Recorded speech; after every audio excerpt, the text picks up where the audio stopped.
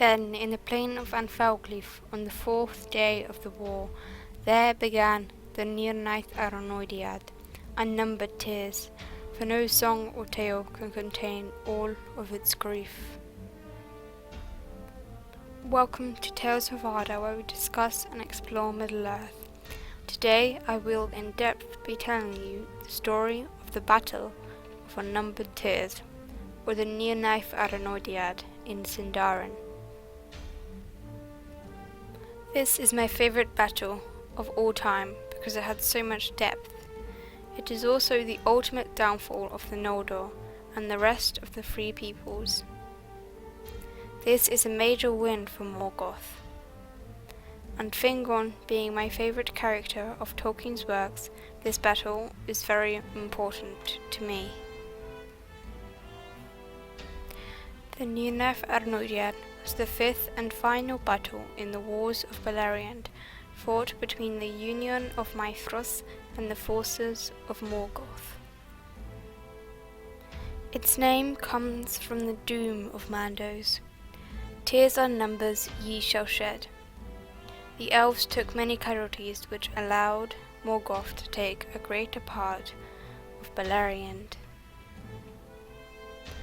After the Noldor's defeat in the Dagor-Bragollach, Morgoth had gained the whole northern part of Beleriand, and the Noldor had been reduced to refugees dwelling in larger settlements, such as Hiflum, Nargothrond, and Gondolin, which was totally closed off from the rest of the world. After the Dagor-Bragollach occurred the tale of Beren and Luthien, which we have 2 videos on. But in short, Beren and Luthien alone came to Angband, Morgoth's greatest stronghold.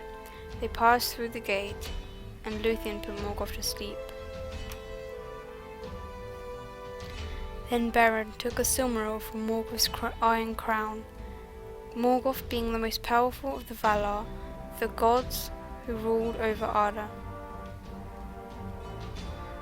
However, Morgoth awoke, and Beren and Luthien fled, but Angband's army was upon them, and all seemed lost when Thorondor, with a company of 2 eagles, swooped in and carried Beren and Luthien to safety.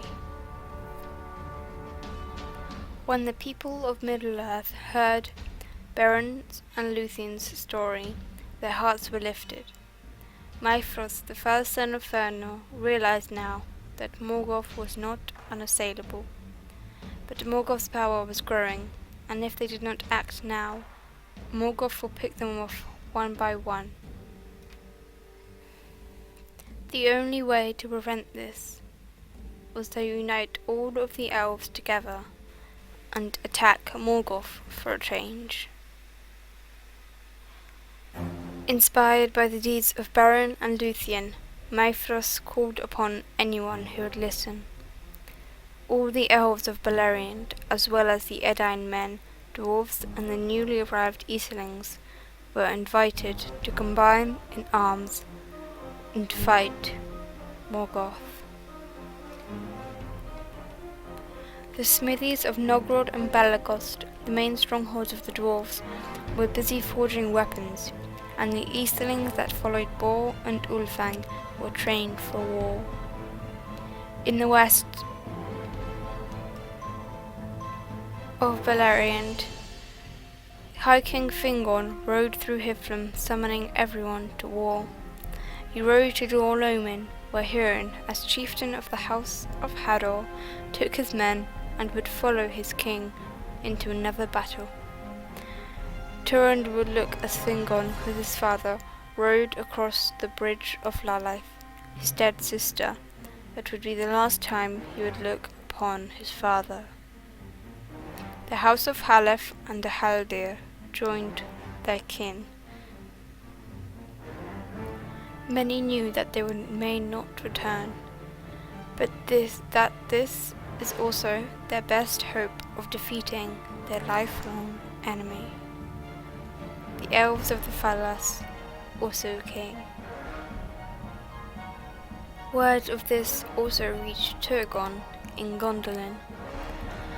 However, all would not go smoothly.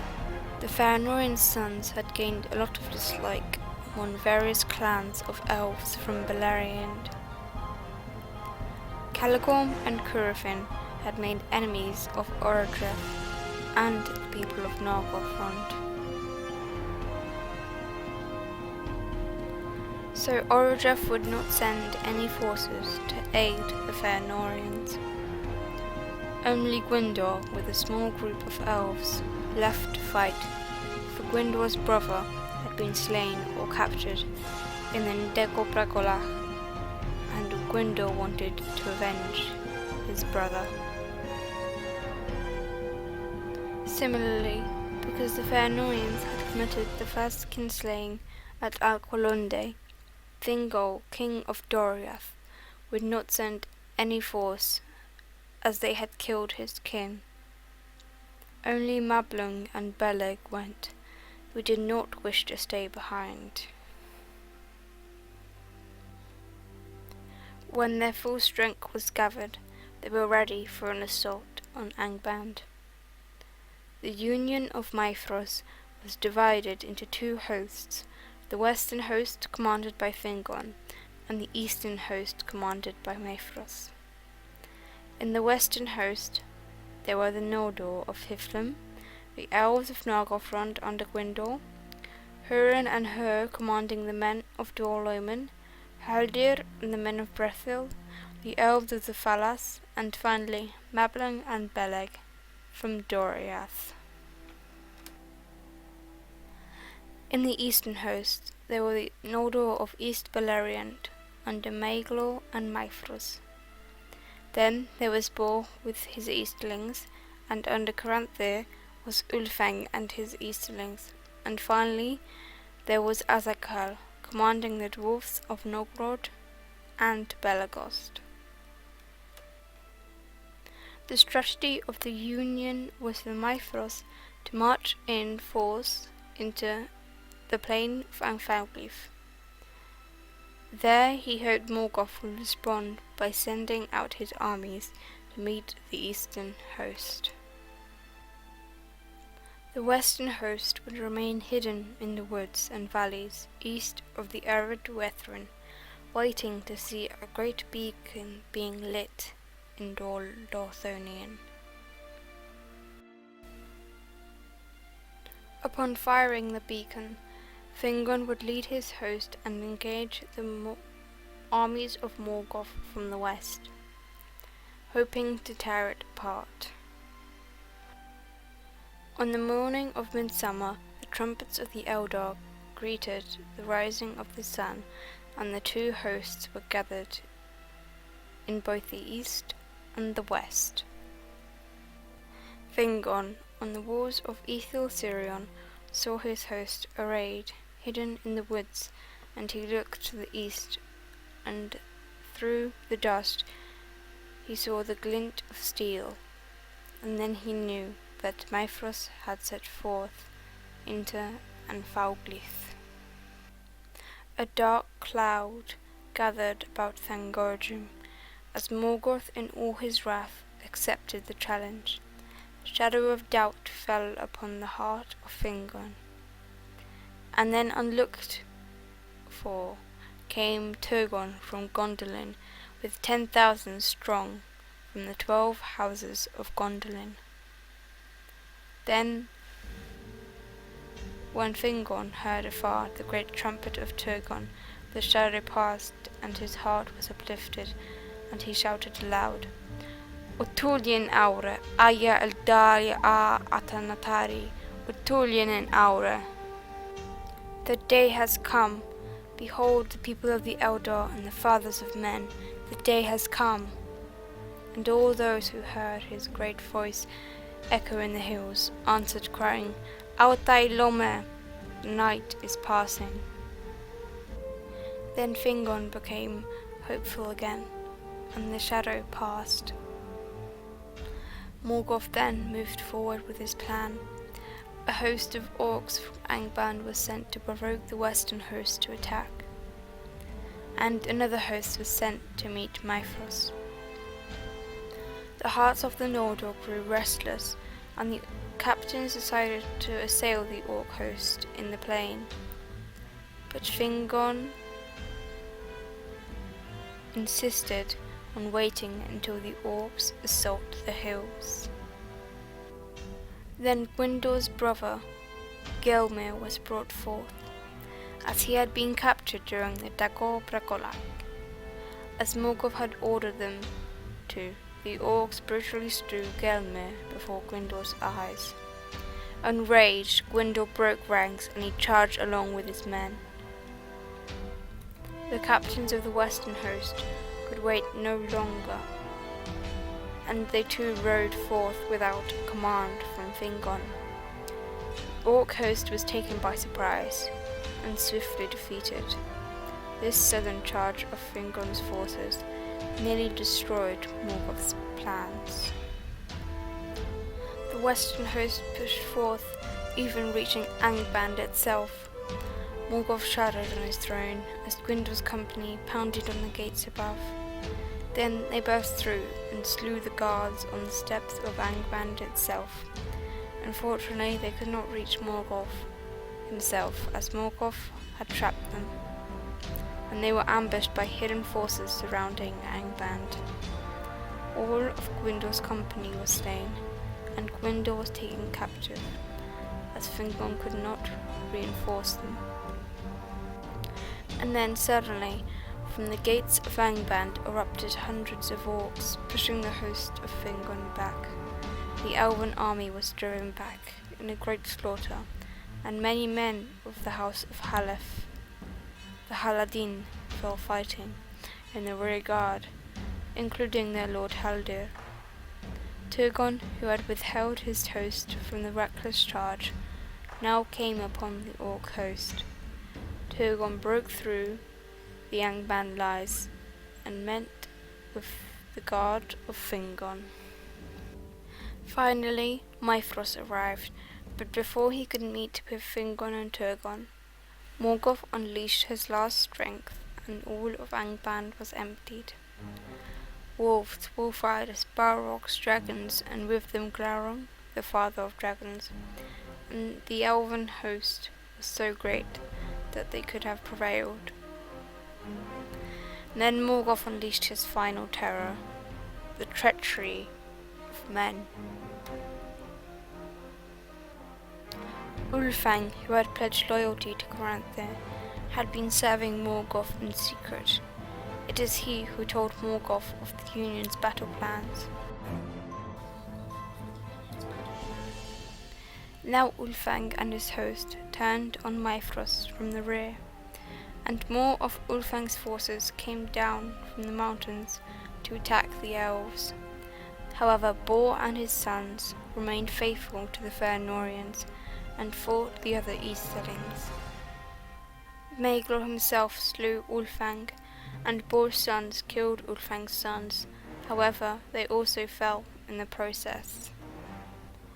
This was not enough, though, to turn the tide of the battle, and retreat for the eastern host now became nearly impossible. Glaurung and the other dragons, attacking with all their might the forces of Mythros, were taking heavy casualties. And then Azakal and his dwarves formed a wall in front of the Faeronian sons so that they could escape. The dwarves had big masks on to help them repel the dragon fire, and the dwarves charged forward. It seemed that Glaurung was unbeatable though. And then Azakal fought the dragon. Glaurung trampled the dwarf. But then Azakal, with his final blow, sliced his dagger through Glaurung's belly, and the creature cried out in anguish. So he fled back to Angband, and many others came with him. However, Azakal was gone, and the eastern host scattered. The dwarves mourned their king, and they carried him off the battlefield, and started to sing in low voices. None would stand in their way, for their sorrow was great. All of Morgoth's armies were now focused on the western host. The elves fought valiantly, and Gothmog, the lord of and the greatest of the Balrogs, fought his way to Fingon, and a great duel ensued. Fingon fought the creature, and would not give up.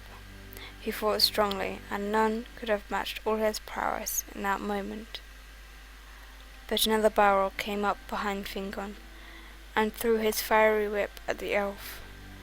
Being so worn out, Fingon could not fight two Balrogs at once, and he fell. Fingon the Valiant, the greatest High King of the Noldor, and the greatest elf in history. After the death of Fingon, things began to look bleak for the forces of good. The High King slain, with no leader, people looked to Turgon, as he was the heir to the kingship. Huron, seeing that they could not win this battle here and now, turned to Turgon and counselled him to take what is left of the army and escape back to Gondolin, the hidden city. For Morgoth still did not know its location. Turgon took his people away, and as they retreated, Huron and Hur, his brother, gathered their men and stood at the rear guard, and made sure that no servant of Morgoth got past to follow the escaping elves. The orcs, however, were in a great host, and after time Huron and Hur were the last ones standing. They both fought valiantly, but then Hur got a poisoned arrow to his eye, and he also fell. Huron stood alone, and he cast his sword and shield away, and picking up a mighty axe, and he hurled it at his foes. Every time he slew an orc, he shouted, "Aure Entluva! Day shall come again." It is said that he chanted this 70 times, which means he single-handedly slew at least 70 of his enemies. This is the first time we see trolls being mentioned.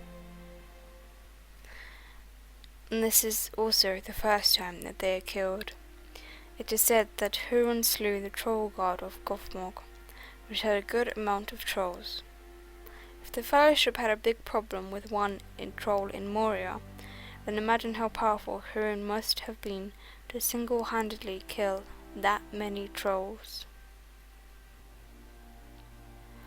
Then Huron began to be buried under the corpses of his enemies around him.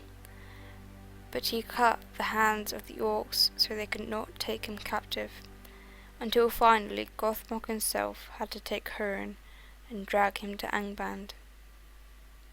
This is the official end of the Nirnaeth Arenoidiad. As you can probably tell, this was a definite win for Morgoth, and he had gained a lot from it, as Hiflen, Dol Lomond, and the Fair Northern settlements were gone, and no major force could stand in Morgoth's way now. But there was still hope as long as Gondolin was still in hiding, and Huron would not reveal the location of the city. After the battle was left a pile of the dead, which was named the Howe and Nirnaeth, Hill of Tears. Rian was the wife of Hur, and after she had her child, Tyr, she came to the Hill of the Dead, and mourned for the death of her husband Hur, and there she died of grief.